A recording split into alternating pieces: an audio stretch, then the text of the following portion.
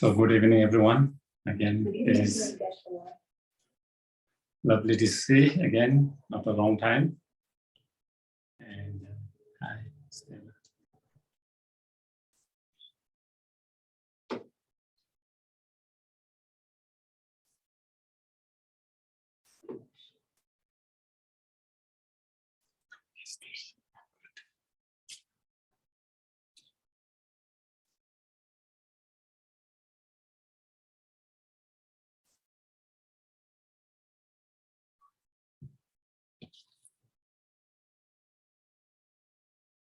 So we will start as usual, normal. Watching your breath mindfully for a few moments.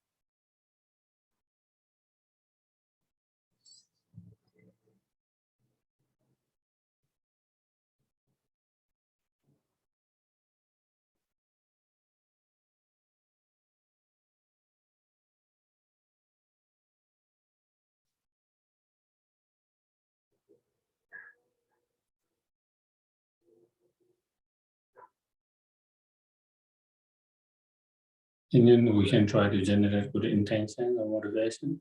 Thinking, may giving our precious time coming here together to listen and to reflect, contemplate, and engage in discussions.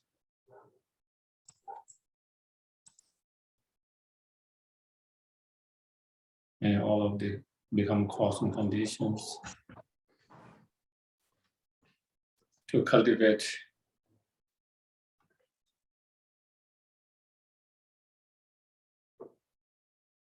meditative concentration, and wisdom relies on the ultimate truth.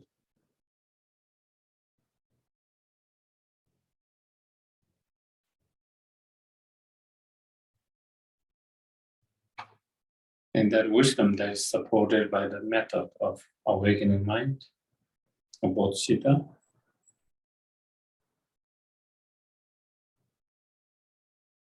may be cause condition to actualize our highest potential, the fully awakened state.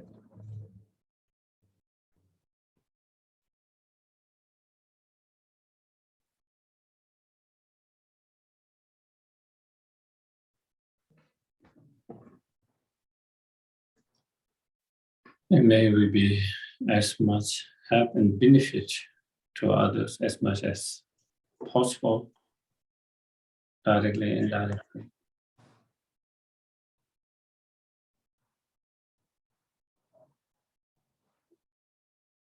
At least may we never hurt and harm intentionally to anyone.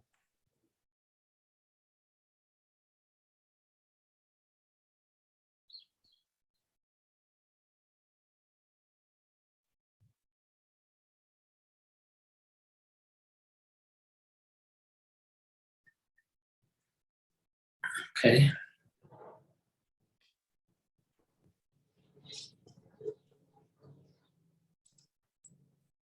Page 7, your prayer books, up until where it says 3 times.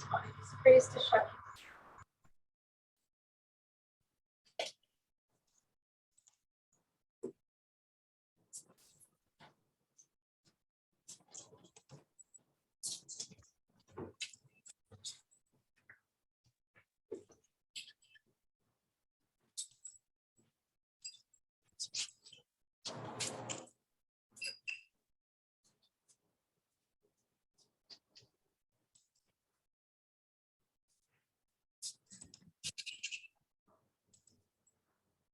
Page number 73. Do you want me to leave? Or you? Yeah, you can. You want me to? Yeah, there's someone outside that might want to come in and just. You want to stay there? Do you want a prayer book? You just want to listen?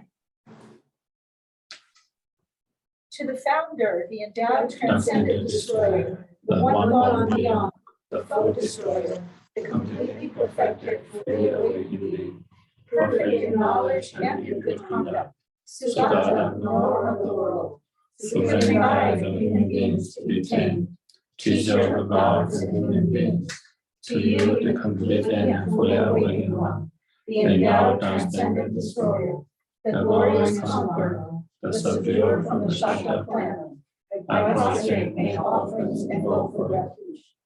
To the founder, the endowed, transcendent destroyer, the one gone beyond, the foe destroyer, the completely perfected, fully awakened being, perfect in knowledge and in good conduct, Sugata, knower of the world, supreme guide of human beings to be tamed, teacher of gods and human beings, to you the completely and fully awakened one, the endowed, transcendent destroyer, the glorious conqueror, the subduer from the Shasha planet, I prostrate, make offerings, and go for refuge.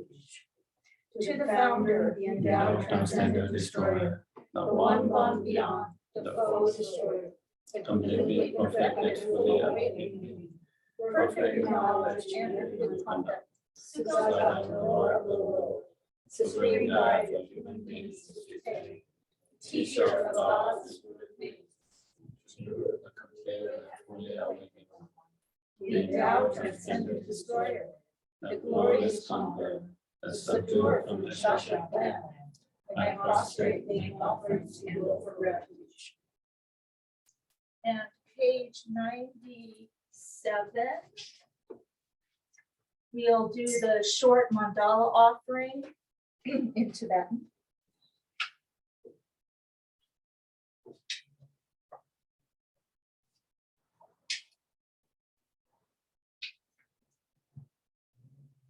Sanjo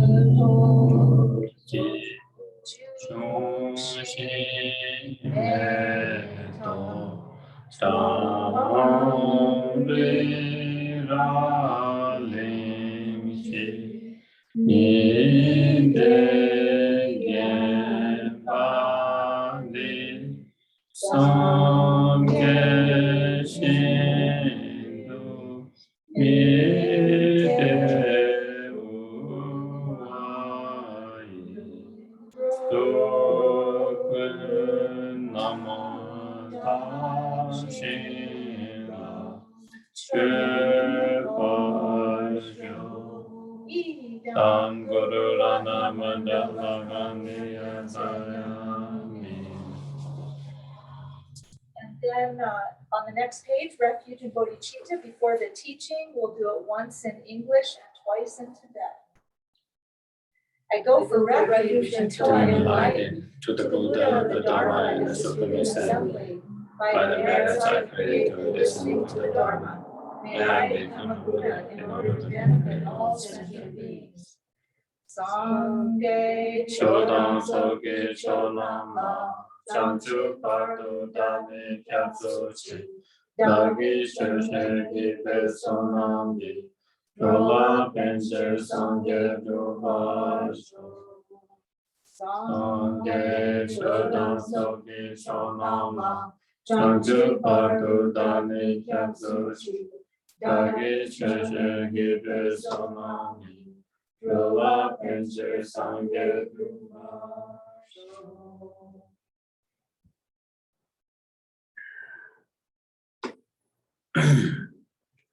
So again,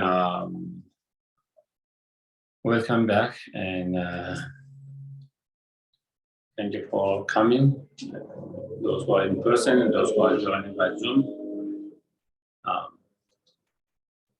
Can you hear the sound okay? Yeah, okay. So again, maybe I might kind of summarize a little bit what we have been going through.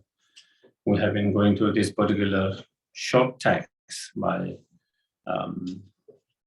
one of the great Indian masters around 10, 11 centuries, Adisha Dipankara, and who played a huge instrument in reviving Buddhism in Tibet. And in this very text that we are using has been kind of the root text for many of the commentaries written by many, many different Tibetan masters of different lineage. So that is, and the main subject of these discussions or the writing is the stages of path, or the Lamb. The title is called Lamb of the Path to Enlightenment, but it is the gradual stages of the path to enlightenment. And within that sections, there's a common practice of what we call initial scope, and then middle scope, and great scope. And within that, we finished the first three, and on the third one, the practice of great scope. And within that, cultivating the awakening mind of Bodhicitta. And having awakened that, then taking the precept, aspiring and engaging precepts. And having taken the precept of the vows, they engage in the both of practice of contact, such as the practice of 6 perfections and 4 means of gathering benevolent sentient beings. And within that, the practice of generosity, moral discipline, patience, and enthusiasm in the virtues, and meditative concentration and wisdom. Within that, we are part where is the wisdom part. And within the wisdom part,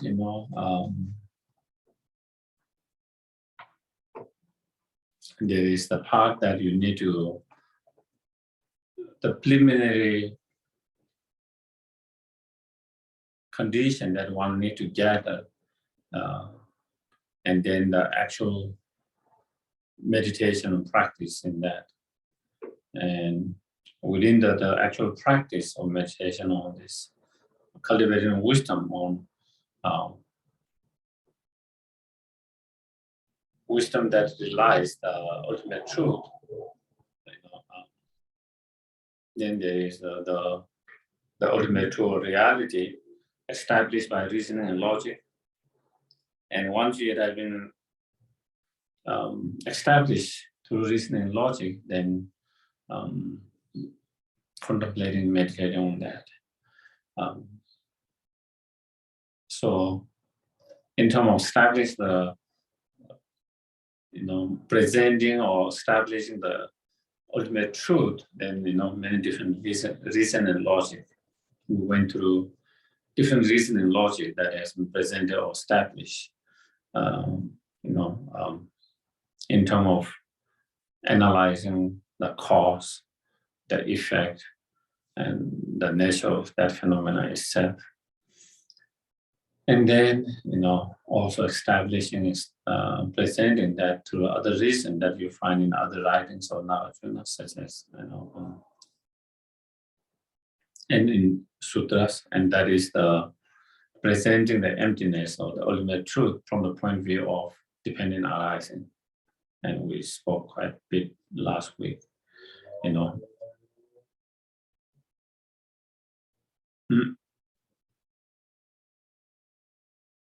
It's empty because it's dependent arising. Is it dependent arising? Because of emptiness.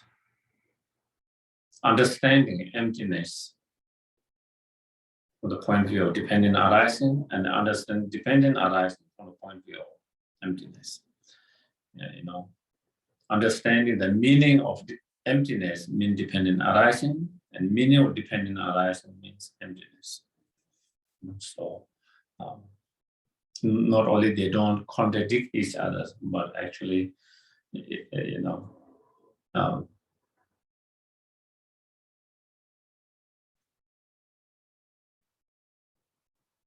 complement and support each other.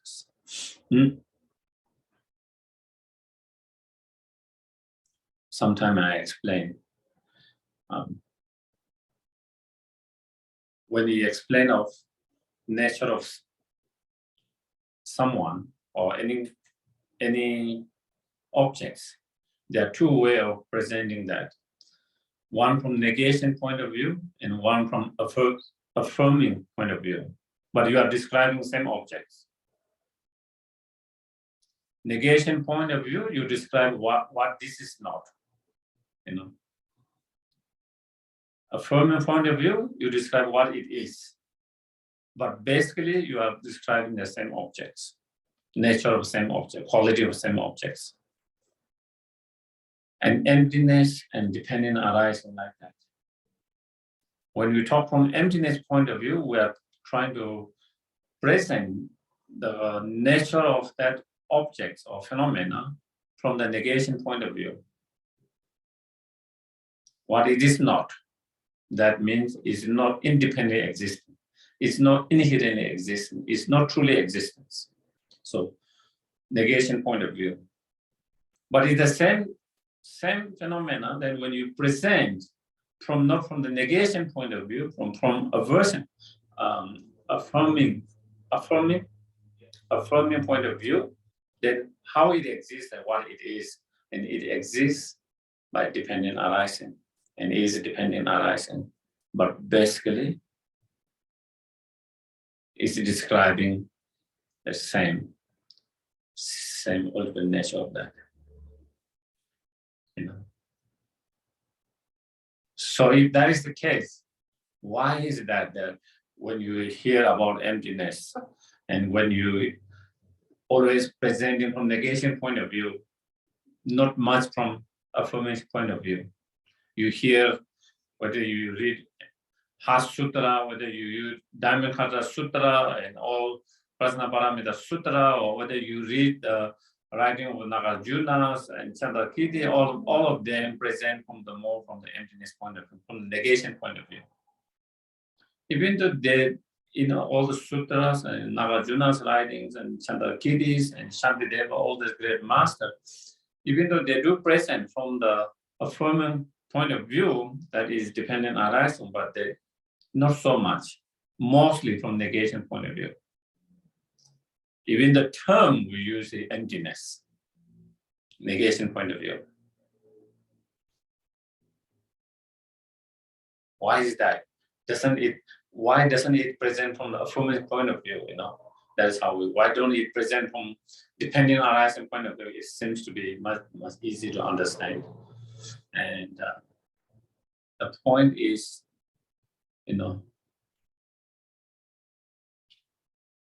the way it affects our mind.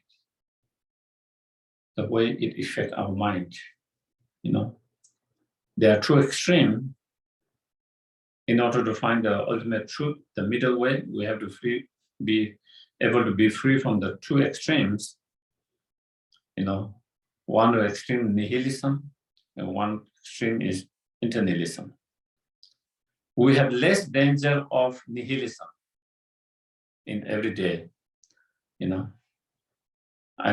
I see the computer, I don't think there's no computer. My everyday experience. When I see you, I don't feel that you are not there. Nihilism is not a big problem when we come in contact with the objects, when we interact with the whatever object, external, internal objects. So that extreme is not a big problem in our life, in our mind. When we have the problem, the other extreme, when even I see any object, I perceive to be inherently existence. Do you get it? Yes. I don't think it is non-existent.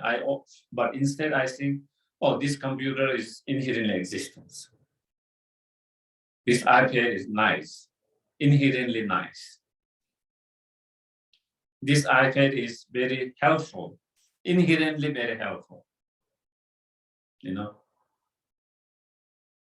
this person is very nice. Not only nice, this person is inherently nice, inherently nice. This person is not nice. Not only this person is not nice, this person is not inherently not nice. We have that. Even though there's no inherent existence, but there is appearance of object inherent existence, and there's a perceiving, grasping of inherent existence. And that is the one extreme. That is the biggest problem. And so we have to negate, we have to overcome that. It has to present from the negation point of view. From a verse, because the problem is not that we don't think it does not exist. The problem is that we think it's inherent existence, and that mistaken mind has to be, eliminated. That ignorance has to be eliminated to encounter that misperception, that mistaken mind, that ignorance. Then it has to present how it does not exist. It's presenting, even though the mind grasps to exist that way, even the mind perceives it exists, but that is not how the object exists. Are we clear? That is why negation point of presenting become more important, because of our in our everyday experience and the way our mind perceives and grasps objects is more of that danger of grasping inherent existence. That has to be negated. The other ones, we have less problem that of extreme of nihilism, where we think nothing exists. And so that does not need to be presented so often, because that is not a big problem. So are we clear on that? Yeah.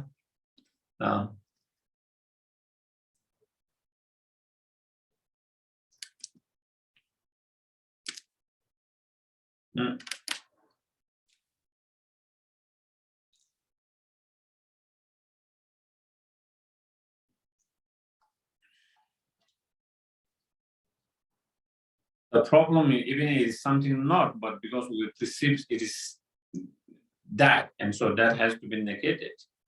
Otherwise, we believe that is the truth.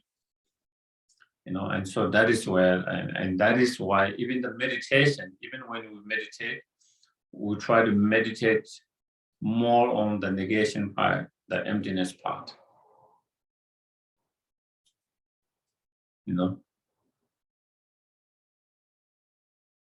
The negation part,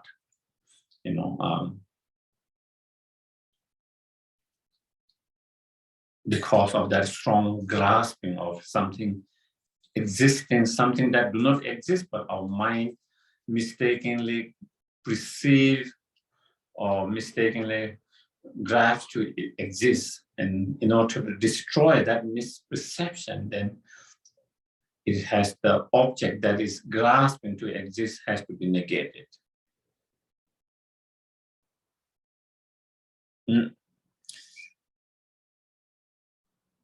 So I think, so last week we discussed quite a bit on interdependent, what interdependent is, dependent arise on interdependent. There are many different levels of understanding of interdependent, from gross level to subtle and more subtle levels, and so we went quite a bit last week, so I don't need to kind of repeat that.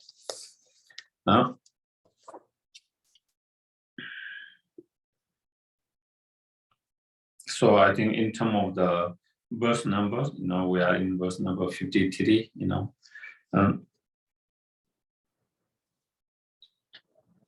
and that is, next one is how to meditate on, special insight,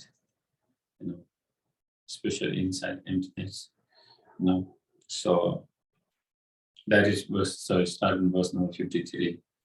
Thus, whatever's meditations on selflessness or ultimate truth or emptiness, in that it does not observe an inherent nature and phenomena. So when we try to observe or try to find what is the ultimate nature of phenomena or any object, any things, when you try to observe, when you try to analyze, examine, investigate with reasoning, logics, different reasoning, different logics, and it is helpful also by relying on certain quotations, and so forth. Then we observe that the phenomena do not have the phenomena, the object, the thing do not have inherent existence. When you do that kind of deeper analysis, we realize when you don't do that kind of deeper analysis, if we just follow the appearance, then it seems like there's inherent existing objects, phenomena, and things. There's appearance of that, and not only that, if we don't analyze, if we just allow our mind to follow the appearance, then our mind mistakenly perceive as it appears. But if we don't believe, whatever it appears to us, because appearance can be mistaken. What we see can be mistaken. What we hear can be mistaken. What we think can be mistaken. Sometimes even because I saw it, it should be that, but sometimes that can be mistaken. Because I heard it, it must be true, but that sometimes can be mistaken. Or because I believe it must be true, that can be also mistaken. And therefore, instead of just following just because what I hear, what I see, what I think, but really using your this intelligent mind, the wisdom to analyze, and when you do that kind of deeper analysis through that original logic, then you begin to find or you begin to understand and that there's no inherent existence of that phenomenon. It is absolutely empty of inherent existence, the phenomenon. That meditating on that is the cultivation of wisdom, and that is through that kind of analysis, reasoning, logic, analyzing, contemplating, meditating that way is, what is to be cultivated here. And when we say we need to cultivate special insight, the wisdom, that is what this particular wisdom, this particular special insight is something that we need to cultivate by that, So when we have that wisdom, through that kind of contemplation and meditations, by trying to analyze the nature of self,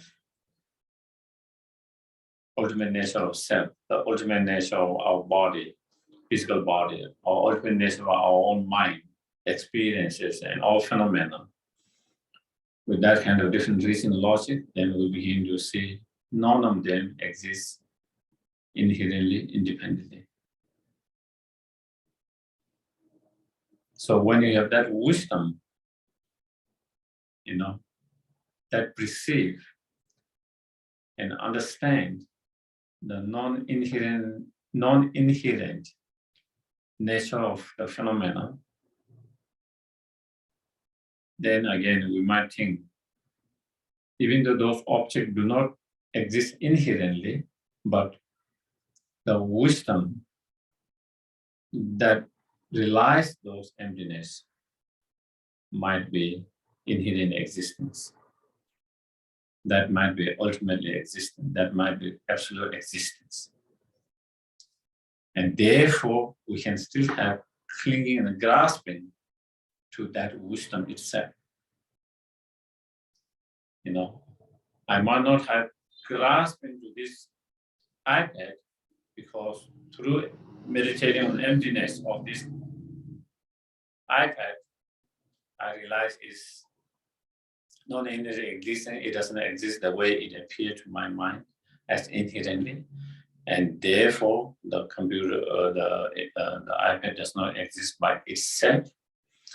And when you have understanding, and even though you might not have grasping that, but the wisdom realizing that, you might have grasping to that. So what to do that if there is the wisdom? If we get attached or clinging and grasping to the method itself, what do we need to do, you know? Do you get it? Sometimes the method itself become the obstacles. The solution itself become the obstacles. So this wisdom realizing that is the solution to overcome all the delusions. But when that wisdom become the object of clinging and grasping, then again, that become a problem. And so how to deal with that? And then that relates to the next verse. Just as the wisdom does not see an inherent nature and phenomena. You know, when we analyze with that kind of examination, analysis, with that kind of wisdom, that kind of intellectual mind, you know, with that kind of ultimate analysis, that wisdom with different reason and logic.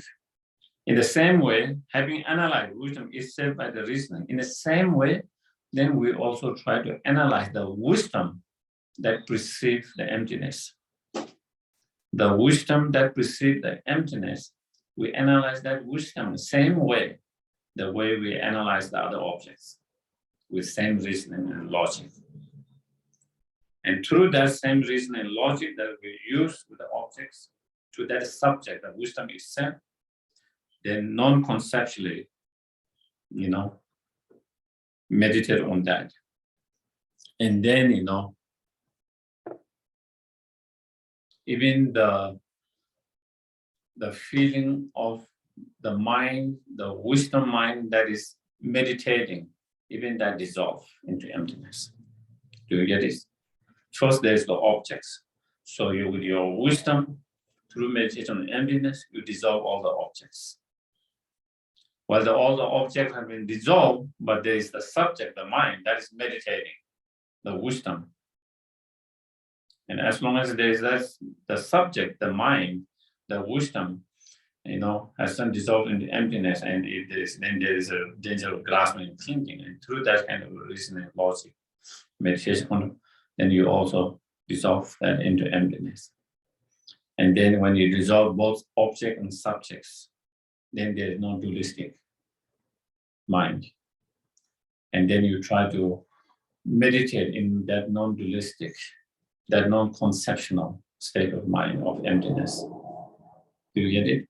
Sometimes when you try to meditate, even though when we meditate on an object, whether it's the emptiness of yourself, whether it's emptiness of your body, whether it's emptiness of your mind, whether it's emptiness, all the phenomena, when you analyze, even though you feel, you know, there's no inherent existence, all phenomena, all that dissolve, but then there is the mind, or the mind that is perceiving that, the mind that is meditating, the mind that is contemplating the subjects, you know. So there is dualistic minds. The object, that is the emptiness, and the subject that is meditating on that emptiness. There is kind of that conception of thoughts, subject and object, that kind of dualistic mind. And then through that you dissolve. Through that kind of analysis to the subject itself, then you dissolve all subject and object into emptiness. And then without any kind of conceptual mind of subject and object, without any dualistic mind of subject and object, then you you totally meditate on non-dualistic and non-conceptual, non-dualistic mind state. So it's like being in the emptiness itself. It's like, for example,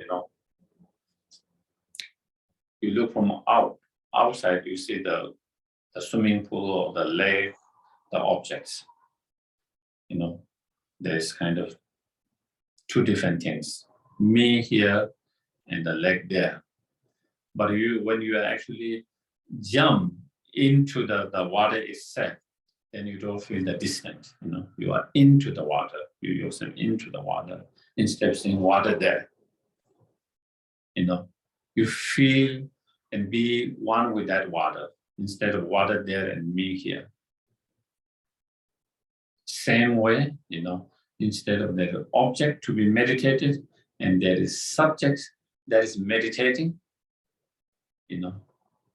there and here, then you dissolve that, and then just as you enter in the water and become one, then you become with the whole emptiness itself, and then there's no more in that meditation, in that moment, there's no concept or there's no feeling or appearance or concept of the mind that is meditating, the mind that is perceiving the emptiness, the mind that is contemplating the emptiness.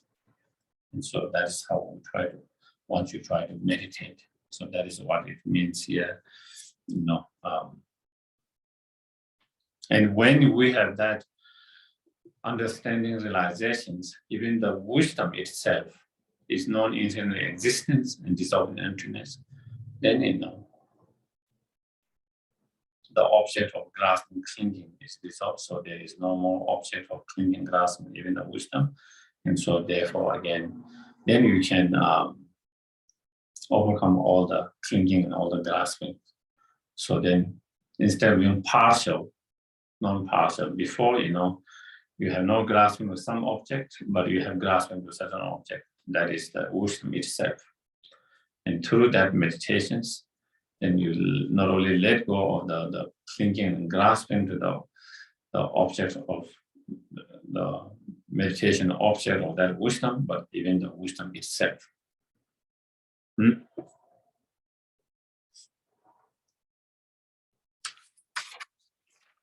Okay.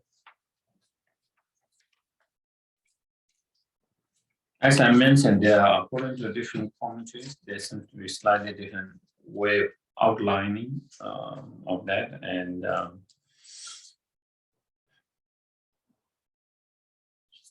according to this particular commentaries, then the result of the meditation or contemplation of special insight. So next one is that the result of contemplating or meditating on emptiness or special insight. And within that there is two kind of sub outline divisions. The actual and then how that is. How that presentations or explanations is based on the quotations or sutras, So next one, the nature of this worldly existence. So that is the samsara, cyclic existence, which has come from conceptualizations. Conceptualizations. Here, conceptualizations means particular conceptualization, and that's fundamental ignorance. Okay, because there can be many conceptualizations. Here, when it says the nature of this worldly existence, which has come from conceptualizations, this samsara, this worldly cyclic existence or samsara, arise from the fundamental ignorance. It's a result of fundamental ignorance.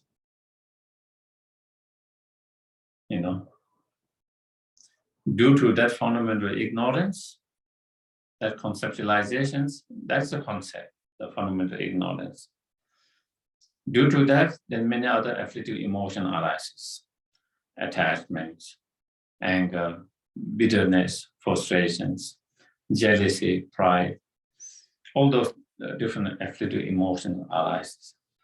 Due to arising of those many different level or different kind of afflictive emotions, then we engage into actions and create the karma. We engage in the actions. We engage in the actions through any of the three doors, sometimes just on mental level. Sometimes we go further than mental level, then we express that in verbal level. Sometimes we go even further than that, not only verbally, then we physically we express that and engage in those actions. Sometimes just on one or three doors, sometimes two doors, sometimes all three doors. Through that, we create the actions. And that karmic imprint is planted in our consciousness, mental consciousness, And that mental consciousness carry that potential or imprint until it is being kind of destroyed by whatever certain other conditions. And then at the time of death, that karmic potential or that karmic imprint will be activated by craving and grasping. And then when it is fully activated, then it becomes becoming existence. And due to that existence, then next we have a samsara rebirth. And with the samsara rebirth, then we have name and form, and then slowly six senses and contact, feelings all develop. And because of that, such a samsara rebirth, then there is sickness, aging, and death, and all other suffering that come in between. So if you go through, so that is what we call 12 link, 12 dependent link. How one link or cause lead to the next link and the cause, and that lead, and finally this, samsara, cyclic existence, and suffering or cyclic existence, samsara, all rooted in the ignorance. It all starts with the ignorance. It all starts with the ignorance. So therefore, this samsara and samsara experiences, all of them comes or arise from that fundamental ignorance, So it's conceptually, I think that one, I don't know whether I'm not so sure about that translations,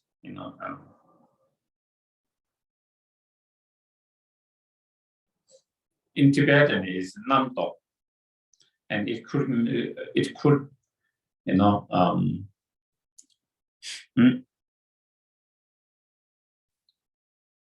it can have different meanings according to different contexts, and sometimes I see the translator, they use same without differentiating different contexts.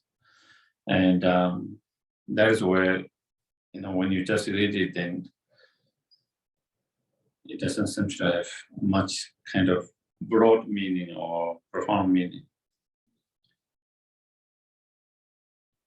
Here, I think what it means is all this existence, samsara, nirvana, every existence, worldly, non-worldly, worldly, beyond worldly, all of this existence are in the nature of merely labeled by the conceptions, by the mind.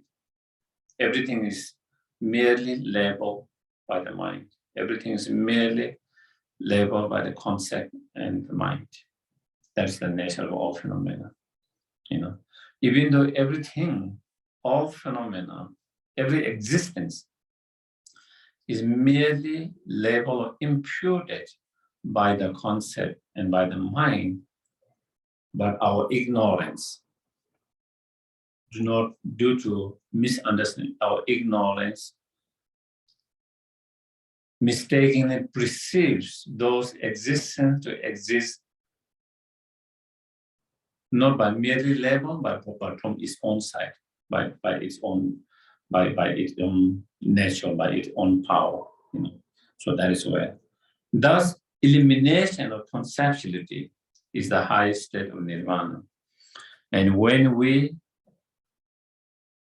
overcome that fundamental conceptions or conceptuality, that is the fundamental ignorance, then that is when one achieves the highest level of nirvana. That is highest level of nirvana. So that is, so when you free from the fundamental ignorance through meditating on emptiness,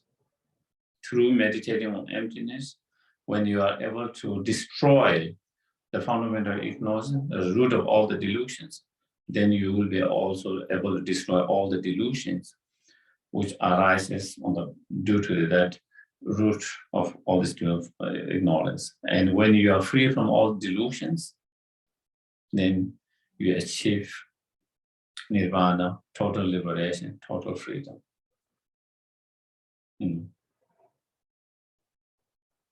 Liberation, nirvana, is not something external, some kind of place outside.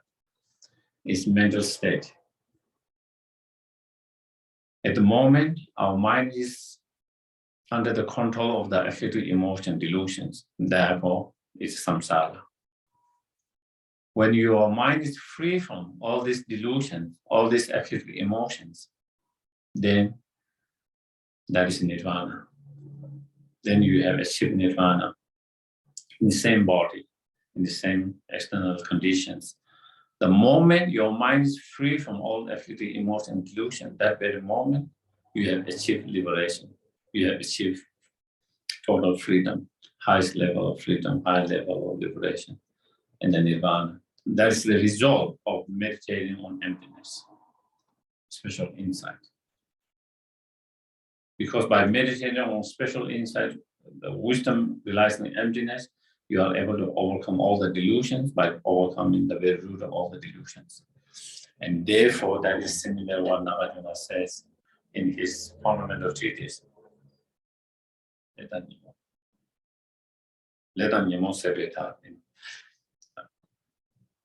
Liberation is achieved when one is free from the karma, contaminated karma, and the delusions. If that's the case, if liberation is free from the delusion karma, where does the karma and the delusion arises? That delusion and karma come through, fabricating mind. Fabricating minds. Fabricating mind means, oh, this is so nice, so this is so bad, We all say, oh, this is so beautiful, it's so attractive, it's so nice. Oh, it will be so nice, it will be so helpful and beneficial if I can have. Or it is so bad, it's so horrible, it's so ugly, and so and so. That is how we fabricate, So from that fabrication, then that is where interpreting or fabricating, through that then delusion arises. Where does that fabricating and interpreting mind arises? That arises from the conceptions of the fundamental ignorance. There's appearance of that object existing from its own side objectively. On the basis of that, then we fabricate either it's bad, whether it's good, and all of that. And due to that, delusion arises. Due to that, karma is created. Due to that, suffering is experienced. Due to that, samsara is created, and being in samsara, then suffering is experienced.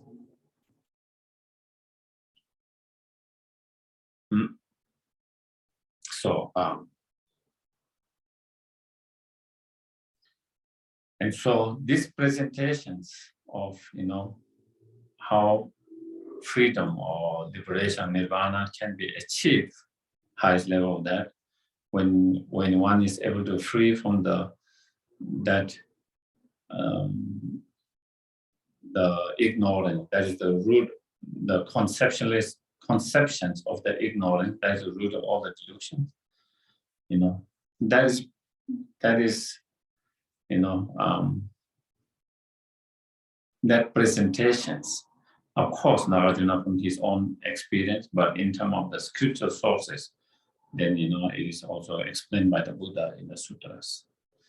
So that is where the great ignorance of conceptuality makes us fall into the ocean of cyclic existence. So that is in one of the sutras, the Buddha sutras.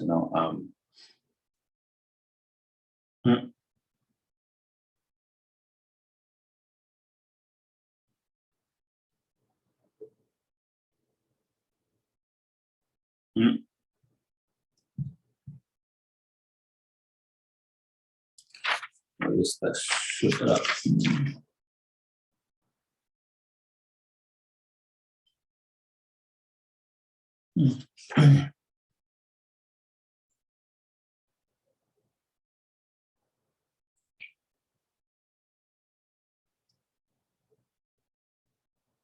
Yeah.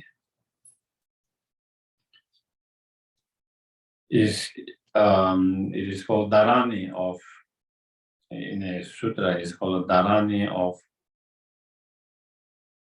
conceptuality or non-thinking. Then it says, Buddha said in that, in these teachings, or bodhisattvas, in these holy teachings, whoever contemplate without any conceptuality, then one will be able to go beyond the conception or conceptuality that is difficult to overcome. So it's based on that in terms of scriptural kind of. So that is what.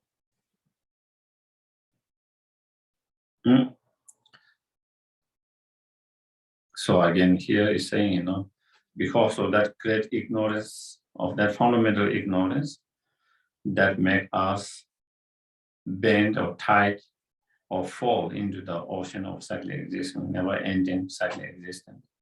And when you are in this cyclic existence, never-ending cyclic existence, or the samsara, then there's never-ending problem, never-ending suffering. That's very nature of samsara. If we want to end to the pain, suffering, problem, then we have to stop the samsara rebirth. If we have samsara rebirth, if you look in this world, has there any being who have never got sick through their life? You can't say, of course, some people get more sick and some people less, different sickness, different. But you wouldn't find anyone who have not felt unwell sickness, some level of sickness. You wouldn't find anyone who didn't have any kind of relation problems. Some have bigger relation problems, some have smaller relation problems. Some are able to solve when they have problems, some are unable to solve their problems. That is the only difference. Some are able to find better solutions or quicker solutions to solve the problem.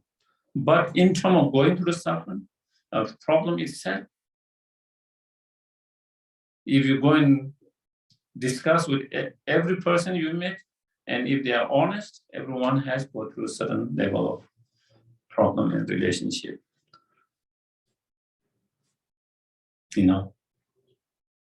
Same, everyone's rich, poor, middle, everyone's go through certain,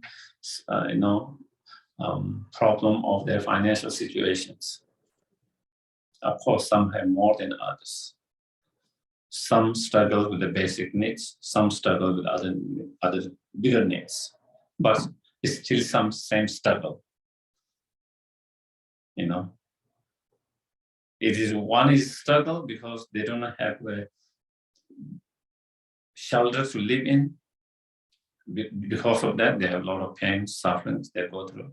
But then someone struggles same level because they couldn't live in the house they wanted to live in, bigger house.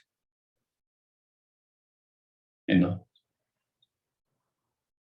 the mental level of not having what you want is same, rich, poor, no matter. And so that is the suffering we all go through. We all go through that suffering. Aging, death, losing someone who is dear and close to us. Everyone has lost someone in their life who has been very close to them. There's no one who have not lost anyone in their life. There's no one who has not lost or separated something they very much do not want, whether it's a being or whether it's things. Why do we have to go through that? Why? Because it's the very nature of samsara. It's the very nature of the samsara. That is what it is. In summer, it's expected to rain, and it rains because it's the nature of some summer.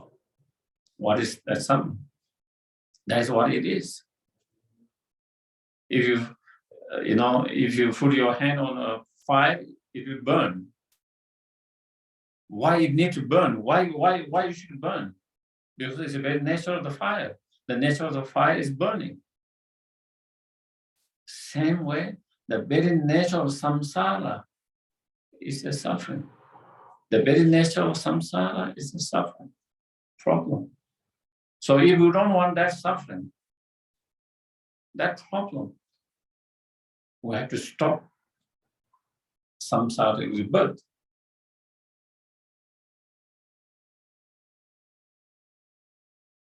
And in order to stop the samsara rebirth, we have to stop all the delusions. Otherwise, due to the delusion and karma, we will keep coming in samsara and we'll keep experiencing different challenges, problems, difficulty again and again, kind of almost never ending, tiring. Sometimes we feel it is happening to me because it's very personal. We see that every day, and it seems like others are not experiencing that. Others are having a better life. But that is not true. The others are feeling same. Of course, there can be a slightly different level of that. The other person is feeling same for you. Oh, isn't it? We all of us feel, pity me. Why is bad things happening to me? Why are all these problems coming to me? Why are all these bad things happening to me when everyone's or most of the people or many of them seems to be just fine and not have, because we don't know them equal. People doesn't show their problems, even to their family sometimes. That was one of the discussions we were just sharing recently, talking. Even my problem, maybe I might not even share with my families, my friends sometimes. They wouldn't know my problem, my pain, because I don't share it, because I don't show it. But does that mean I'm not having a problem? Does that mean I'm not going through some suffering, pain? No. And of course, if it's a stranger, someone, then of course they will not share that to another stranger so easily, And so because of that, it feels like all are having the rest of others are doing well and I'm the one who is. But if we really think, everyone's going in the same circle, we are swimming in the same lake, fighting, trying to go, the current of the river is taking us and we're trying to kind of get out of there all of us. Some of them are able to do a little better than others. And that is the very nature of the samsara itself. I think once we accept this is the nature of samsara, if we are able to accept that, it will be much less mental pain, suffering. Do you get it? For us, it becomes much more painful because we cannot accept. This is the nature of samsara. This is what it is in samsara. And therefore, we expect it something to be something else. Do you get it? It's like putting your hand on the fire and expecting it to be cool. And it is burning. You know, it's kind of confusing. It's kind of, upsetting. All of that. But once you understand and accept the natural fire is burning, then you just have to be more careful, not to mess up with the fire, that you don't burn up. Same way,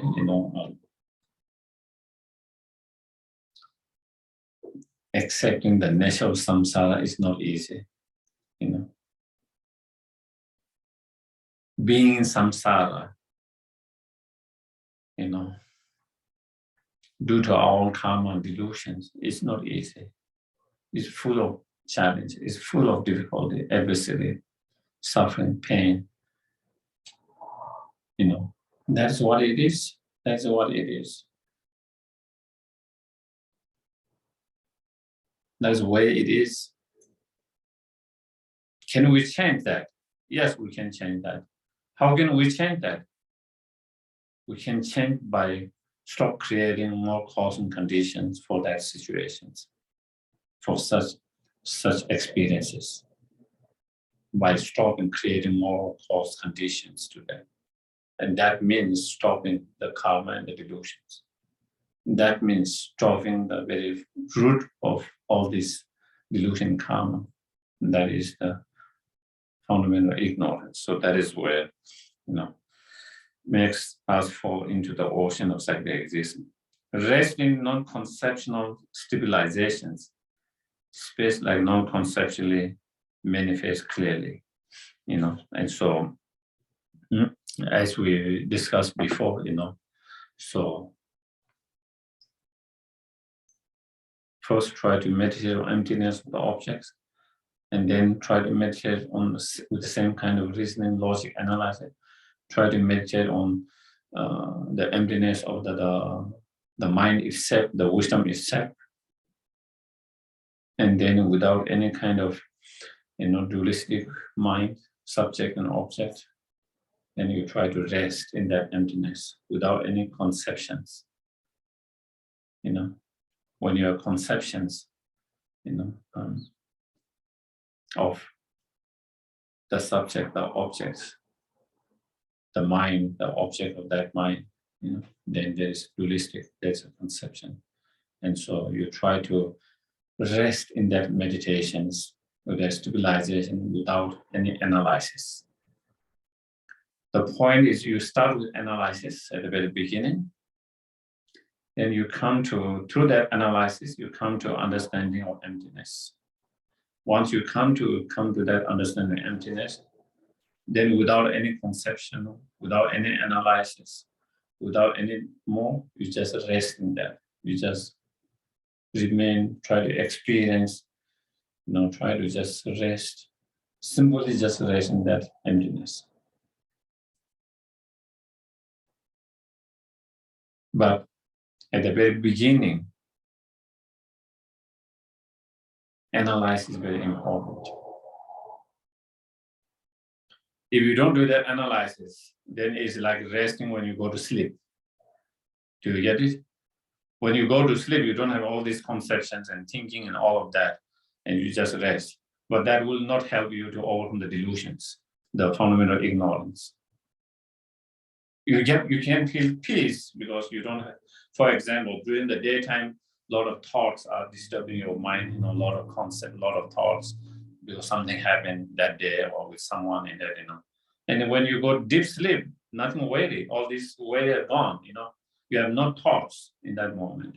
All these thoughts, there's no more thoughts, there's no more conceptions. You are in deep sleep. But that is not going to overcome the delusion and fundamental ignorance. So therefore, that is why, when we say non-conceptual, non-thinking, the meditation non-thinking, non-conceptual, it's not talking about not analyzing, okay? At the very beginning, we have to come to the analysis. Because with that analysis, then it exposes that fundamental ignorance is mistaken. Because we are believing that ignorance at the moment. And we follow that ignorance.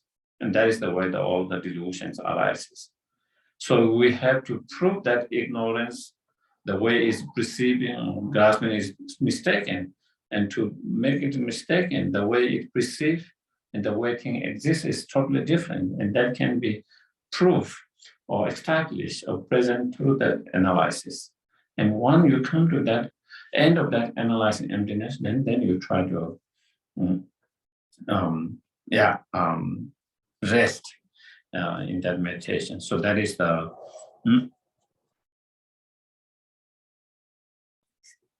yes, please. So,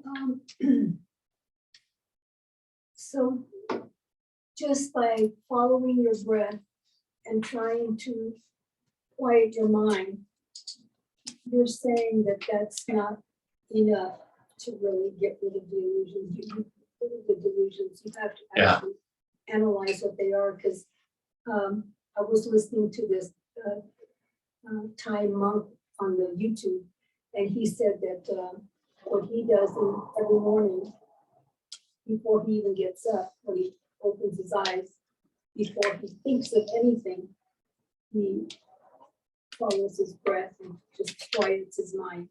So that's not. That is just not enough. That's not enough.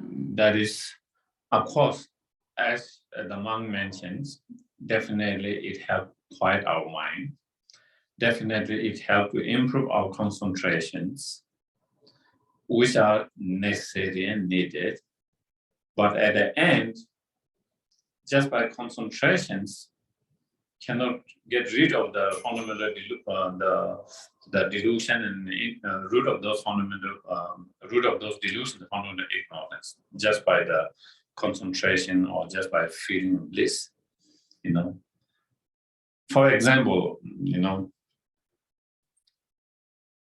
I'm deeply kind of, if for example, I'm deeply believe in something based on certain information I read, I heard, and I believe that is the truth.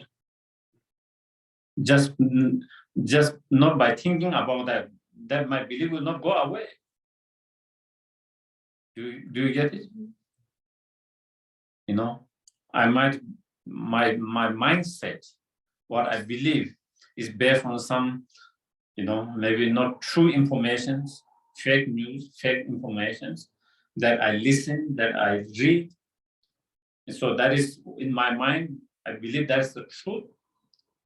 And based on that, then I might get frustrated, angry, all kinds of different emotions,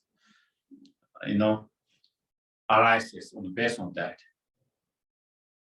By just focus on my breath, when I focus on breath, I can calm myself, I can concentrate, but then moment that I'm not breath, and then again that comes, that my belief doesn't go away. That so to go away that belief, then I have to find other source of information that prove that was wrong. What I was reading, what I was hearing was totally wrong, totally mistaken. That was totally mistaken because there is enough evidence, there is enough proof that you have studied and learned from others that prove all this information that I've heard, I've read is totally mistaken, totally wrong. Only when you come to that, then you might know more of that misconceptions of that particular whatever event, situations, whatever that. And then due to that, it doesn't bother you getting upset and all of that based on that information that you believe that was true. Are we clear on that? You know? And sometimes because it's so, embedded in ourselves from so many lifetimes. That is why meditation, why we need to do again and again and again. Even you see all the proof that what I've heard or what I've seen before, what I believe was wrong, still we will not be able to let go of that. Maybe this is wrong. The new proof, evidence that I saw, maybe this is wrong. Do you get it? Because it's so strongly embedded in you. It requires a lot of time and really contemplating on that before you can accept and say, oh, I was wrong. Oh, I was wrong. My thinking was wrong. My information was wrong. What I heard is wrong. What I saw was wrong. It takes, and therefore that is just by intellectually understanding one time doesn't go out that belief immediately. That's why we need to kind of repeat that meditations again and again, meditations that again and again and again, because the ignorance is so embedded so strongly part of life. And so it's like, there's this kind of old cell, and then now we have to put new cells to kind of control that, and that cell more and more, and that cell become more and more powerful and more dominant before we can kind of kill all this bad cell. Just by sending one cell, it doesn't, is predominated by this bad cell, which is kind of eating up everything. And so you have to kind of reproduce that good cell, and takes time, many before slowly it becomes dominant, and then slowly it kind of kills the rest of other bad cells. And so that is where practice and meditations is, that's why sometimes we feel, well, I know that, why should I repeat it? Do you get it what I mean? I know emptiness. I've heard so many, and intellectually we understand, and we feel like, why should I repeat that meditation, that same thing again and again? Wouldn't just once you have that understanding, wouldn't that be enough? Well, that is the case,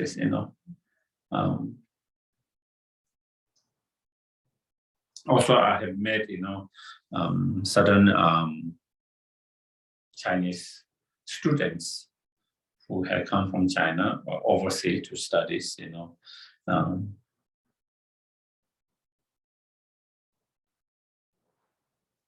they live in country where information is censored, so they can only have certain information. They don't have information on all other sources. So their whole life growing there is based on the reality that presented government information. When they come out of the countries, they have all access to all these other information. Still, they don't believe that. Do you get it? It's not that they don't have information. It's not that they don't have the new information now that they didn't access before. What the government said was not true. You can't say all of them, but many of those information was not true, lie. And they have all this evidence, all this proof now, still because they cannot, how can I be so wrong? How can my government be lying all this? Because it's so embedded in their mind. It takes them many years and many kind of, more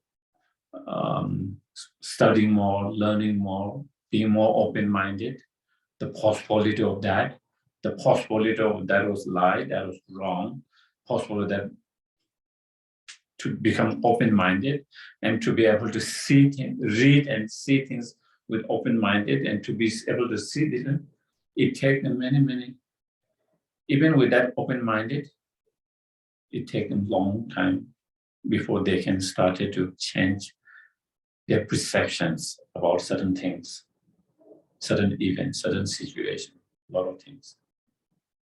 So it is just by presenting the evidence,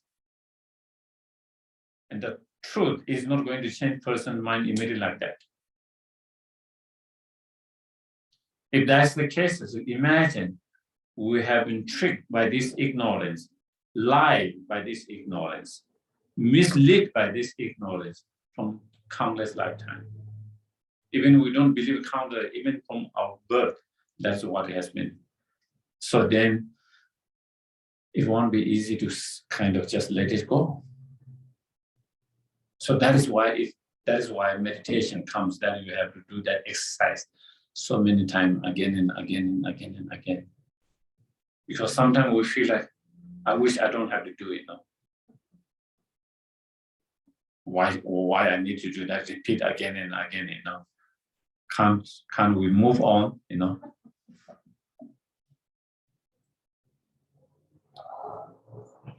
be great, just by having one time that all that ignorance, mind and delusion will go away, but that is, and so with just some of the example I presented, that can be maybe some help to understand why that. Okay, so yeah, so we'll do the dedications.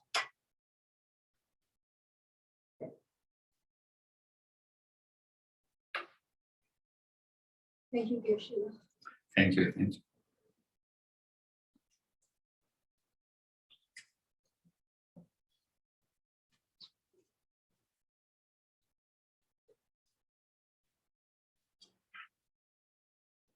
For obstacles, we have Siri, Alyssa, Laura.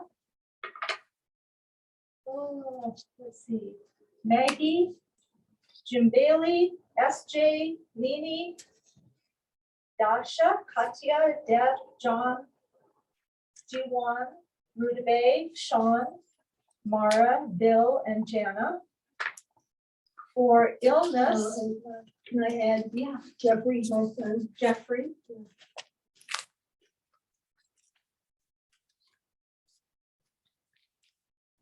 For illness, we have Michael Malone, John Bailey, Rudabe Allam, Siri, person who has had 2 fingers amputated. All people injured in Ukraine, Walter, Dorcas, David, Patty, Alan Gregory, Arrow the dog, Irma, Diane, Kathy A, Randy R, Lisa C, Clea Shearer, and Jack. I want to add Lyra and Lyra. And what was this? Ed Hamlin. Ed Hamlin.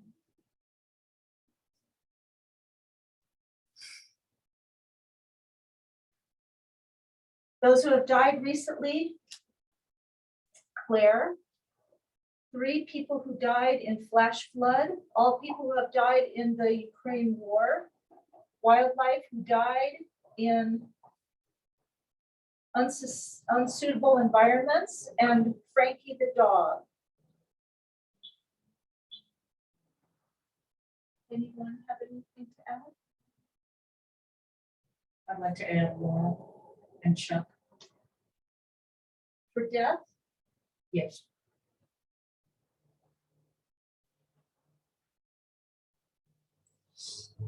Okay, can we share the dedication? Yeah. yes, on page 235 of your prayer book, we'll do the general dedication prayers. The first and second in English. Due to the merits of these virtuous actions, may I quickly attain the state of a Guru Buddha and lead all living beings without exception into that enlightened state. May the supreme jewel bodhicitta that has not arisen rise and grow. And may that which has arisen not diminish, but increase more and more. Page 244, we'll do the long life prayers for His Holiness and Lama Zopa Rinpoche in English. This is the older version, but that's fine. In the land encircled by snow mountains, you are the source of all happiness and good. All powerful Chakra Tenzin Gyatso, please remain until samsara ends. You who uphold the stewards way, who serve as the bountiful bearer of all, sustaining, preserving, and spreading Arjuna's glorious doctrine, who masterfully accomplish magnificent prayers honoring the three truths. Savior of myself and others, your disciples, please live long. And on page 282, we'll do the first stanza for Osohita, Lama Yeshe's reincarnation. Venerable One, to you whose kindness exceeds that of all the conquerors, for those wanderers in far-off places, especially the West, mindful of your loving concern for us, in intentionally descending again into a family of a far distant land, we make this request. O Lama, please live long. Thank you very much, everyone. So Thank you. we have. Thank you, everyone, who are joining in Zoom, and everyone who is in person. Thank you very much.